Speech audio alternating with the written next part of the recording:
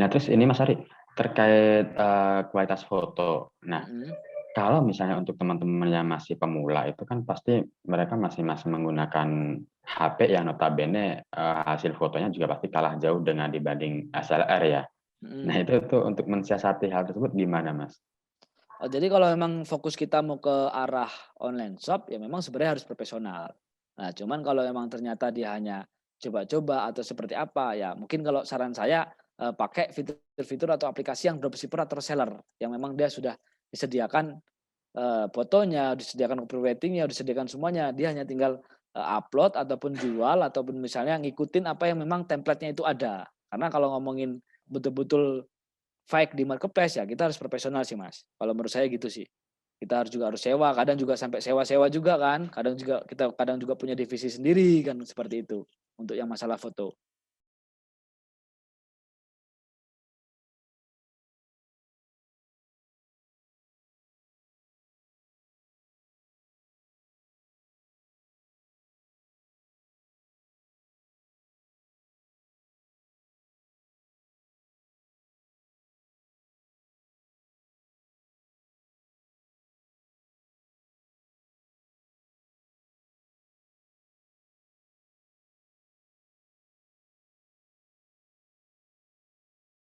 Varian produk itu bisa bisa kita riset, bisa kita misalnya itu dengan produk yang terkini, misalnya bisa kita memangnya coba-coba dulu atau segala macam gitu. Tapi kita harus punya varian-varian memang bagus dan banyak. Nah, terus selanjutnya itu menjadi faktor paling penting yaitu promosi.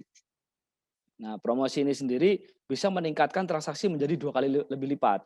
Jadi kalau misalnya kita punya diskon, kita punya apa, kita juga harus menentukan semuanya. Nah, strategi dasar ini yang kita pakai untuk ketika kita berjualan di offline, dalam ranah offline. Nah, dan itu di salah satu tempat mall mall ataupun pasar. Nah, itu kalau misalnya kita nyebutnya ini adalah POV, Power of 5. Jadi kita harus memenuhi tempat strategis, dekorasi toko, pelayanan, harga, kualitas varian, dan promosi.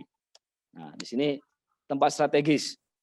Jadi pembahasan yang seperti saya jelaskan tadi. Jadi memang tempat strategis itu kalau menurut saya teman-teman itu menjadi faktor yang paling utama dalam penentu bahwa kita bakalan bisa lebih ramai atau ketimbang kompetitor. Nah, tapi memang kalau misalnya kita jualan di Ambarukmo Plaza atau misalnya jualan secara offline, tempat strategis ini memang sedikit lebih mahal. Cuman memang kita harus perjuangkan betul-betul karena ini menjadi fundamental utama. Nah, setelah kita mendapatkan tempat strategis ya kan, tempat strategis kita dapat, cuman kalau misalnya dekorasi kita buruk, ya pengunjung pun hanya akan melihat. Jadi misalnya, oh Mas Ari hanya punya toko di sini gitu kan, cuman dekorasinya wah